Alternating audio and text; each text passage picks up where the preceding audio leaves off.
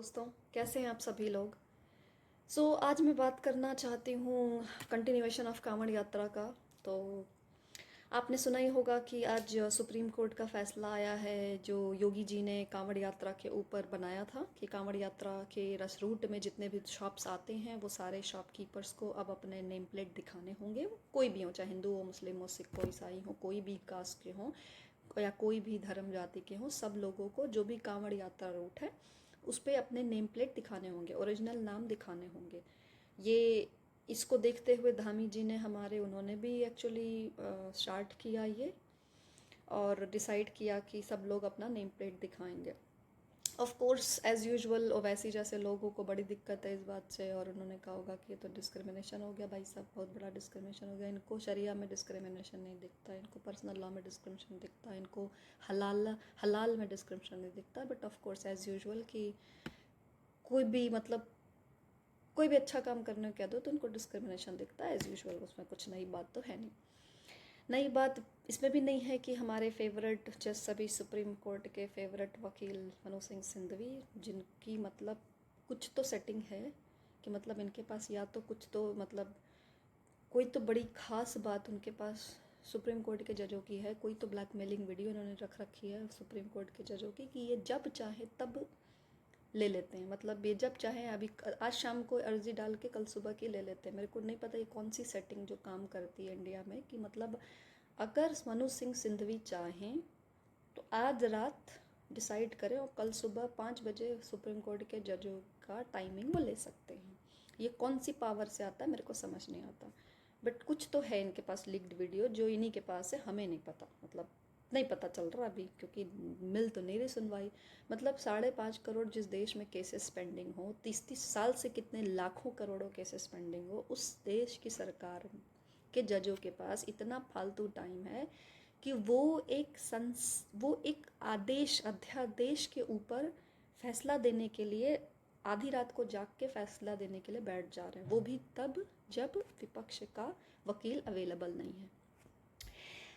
It's irony, Indian judicial system मजाक ही है। अब तो मुझे एक तो ये नहीं समझ रहा है कि जो सुप्रीम कोर्ट के जजेस हैं वो वहाँ जजशिप की कुर्सी बैठे क्यों हैं, वो कूद के इधर क्यों नहीं आ जाते। अब आप एक काम करो, आप हर साल हर पॉलिसी में तो हस्तक्षेप कर रहे हो तुम, हर पॉलिसी में।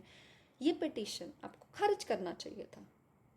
जो ये आपको क्या सुन के मैटर भी नहीं, आप इतना सोशल मीडिया से कटे हुए हो कि आपको मैटर नहीं पता वो मैटर क्या है। नाम लिखा उसमें डिस्क्रिमिनेशन का नहीं, आप लोग अंग्रेजी बात करते हो, अंग्रेजी पढ़ते हो, अंग्रेजी खाते हो, अंग्रेजी पीते हो। डिस्क्रिमिनेशन का मीनिंग तो ये एडिशन तो तब होता ना जब वो सिर्फ किसी एक धर्म, जाति और संप्रदाय पे लगाया जाता। भाई साहब किस बात का डिस्क्रिमिनेशन, सबको बोला गया लगाने के लिए, काय बात का डिस्क्रिमिनेशन। भारतीय मुसलमान तो इतने ज़्यादा ज़िद्दी हैं हमारे यहाँ कि मन बढ़ू हैं एक्चुअली। ज़िद्दी तो खैर क्या ही बोले आदमी, ज़िद्दी तो वो हर जगह है, लेकिन इतने मन बढ़ू हैं कि उनको नेम प्लेट लगाने को बोला जाए तो उनको वो सांप्रदायिकता लग जाती है कि अरे नहीं, सामने वाला बड़ा सांप्रदायिक हो रहा है मेरे लिए। ये फोर्स करते हैं कि हलाल का पानी पिए, हलाल के कॉस्मेटिक लगाए, हलाल के दिए हुए इनके खाना लोग खाएँ। ये उसके लिए सबको फोर्स करते हैं। पूरा इकोसिस्टम बना करके पूरे देश विदेश में लगा रखा है इन्होंने, उस पर इनको डिस्क्रिमिनेशन नहीं दिखता कि ये कितना घुसने की कोशिश कर रहे हैं। लेकिन एक आदमी अगर चाहता है, मेरा उपभोक्ता का राइट है, मेरा कंज्यूमर राइट है कि मैं जानना चाहती हूँ कि मैं कहाँ अपने पैसे खर्चा कर रही हूँ। क्या मुझे एज ए हिंदू अपने ही भारत देश में इतना भी राइट नहीं है कि मैं ये जान पाऊँ कि मैं कहाँ कितने पैसे या कहाँ क्या पैसे खर्च कर रही हूँ जो मैंने हार्ड वर्क करके कमाया है। सीरियसली, अब क्या मैं 8th क्लास सिटीज़न तो है ही हम ऑलरेडी, इतने सारे हिंदू लॉज बिल बैठे हुए हैं कंट्री में एग्जिस्टिंग में। अब हम क्या 9th क्लास सिटीज़न है अपने ही मेजोरिटी वाले देश में, जहाँ पे हमको ये हक तक नहीं है कि हम ये जान पाएँ कि हम कौन सी शॉप पे कौन सी दुकान से क्या सामान खरीद के खाएंगे। ये हमारे अब दिन आ गए हैं। ये नहीं समझ आ रहा है मुझे। ये पिटीशन सिंधवी साहब का भाई क्या बताऊँ मैं। मैडम हमारी वो महुआ मोइत्रा जी वो खुद एंटी नेशनल काम करके बैठी हैं कि संसद के दिए हुए पासवर्ड वो किसी एक्स बॉयफ्रेंड को या एक्स फ्रेंड को दे देती हैं, और वो उसका केस अभी चल ही रहा है। बट मैडम पिटीशन के लिए पहुंच गई सुप्रीम कोर्ट। सिंधवी साहब पहुंच गए, खाली बैठे हुए थे, अरे अच्छा आ गया, चलो मैं लेफ्ट वालों का चलते हैं। कोर्ट में केस लड़ते हैं, सुप्रीम कोर्ट खाली बैठे रहे, सिंधवी साहब आप आइए। ये सुप्रीम कोर्ट थी ना जो इंटरिम बेल पता नहीं कहाँ से नया एक उन्होंने बड़ा शुरू किया है प्रचलन 2024 से, कि केजरीवाल को भी उन्होंने दे दिया ना कि अरे अंतरिम जमानत तो बनती है भाई, केजरीवाल साहब की जाने दो, उनको प्रचार करके आने दो। तो सिंधवी साहब ने प्रचार इंटरिम जो है बेल वो लगवा ली, और इंटरिम अध्यादेश लगवा लिया कि अरे नहीं, नेम प्लेट नहीं लगानी पड़ेगी। सरकार चाह जाए तो करवा ही लेगी, रूल ही तो डालना है ना भाई साहब, रूल ऑलरेडी एग्जिस्ट करता है, उनको सिर्फ थोड़ा सा अमेंडमेंट करके उनको कर देना है। क्या कर लोगे फिर आप? इस पिटीशन को खारिज करना चाहिए था सुप्रीम कोर्ट को। सुप्रीम कोर्ट का इस पर्टिकुलर केस पे सुनवाई करना इज़ लाइक, यार अगर आप ऐसे ऐसे केसेस पे सुनवाई कर रहे हो तो आप छोड़ दो ना फिर अपनी कुर्सी, आओ आप रूल ही बना लो, अब आप पॉलिसी बना लो, आप because you are behaving like this, मतलब अब सरकार स्टेट की और सेंटर की आप उनकी हर पॉलिसी में घुसने लगोगे यार, हर पॉलिसी के मैटर में आप छेड़खानी करोगे। मतलब तब तो इंदिरा गांधी बेटर थी आप लोगों के लिए, कि इंदिरा गांधी ने 75 में जितने भी रूल आपने लाए सब पे सबको पलटा है उन्होंने, कॉन्स्टिट्यूशन अमेंडमेंट कर करके उस महिला ने, तो आपको वो वाला सिस्टम ज़्यादा अच्छा लग रहा था। मतलब कुछ तो यार दायरा रखो, कुछ तो ऐसा, मतलब आप इतना तो कम से कम रखो कि आप सरकार को एकदम मतलब डंडा कर दो कि सरकार बोले कि भैया आओ तुम अब, क्योंकि आप तो ऐसी हरकतें कर रहे हो कि आप जजशिप की कुर्सी छोड़ के पॉलिसी में घुस रहे हो, लिटरली घुस रहे हो। ये पिटीशन को एक्सेप्ट करने का मतलब ही नहीं बनता। और सेकेंड थिंग, जब सामने वाला विपक्ष से कोई वकील अवेलेबल ही नहीं है, मतलब वो एक सेपरेट टॉपिक है कि शर्म आनी चाहिए RSS बीजेपी और हिंदी समाज के लोगों को कि वकील नहीं भेज पाए, but I want to know, जब विपक्ष का वकील ही मौजूद नहीं है तो आपने इंटरिम ऑर्डर रुकवाने का इंटरिम स्टे दिया किस बेसिस पे भाई साहब? आप सब अंग्रेजी पढ़े हुए हो, आपको क्या डिस्क्रिमिनेशन का मतलब नहीं पता? डिस्क्रिमिनेशन तो भाई साहब तब होता ना जब स्पेशली योगी जी आदेश लगवाते कि नहीं नहीं, ओनली मुसलमान will have to show the Aadhaar card और राइट द नेम। और ये कंप्लेन आई थी, सिंपल सी बात है यार, हमारे आस्था की प्रैक्टिस हम नहीं कर सकते, हमारे देश में हम आस्था की प्रैक्टिस नहीं कर सकते, हमें इतना भी हक नहीं रह गया है कि हम ये डिसाइड करें कि हमको किस दुकान से क्या चीज़ खरीदनी है, या कौन सी दुकान से हम खरीद रहे हैं हमें ये जानने का भी हक ना आए। अब आप ये चाहते हो,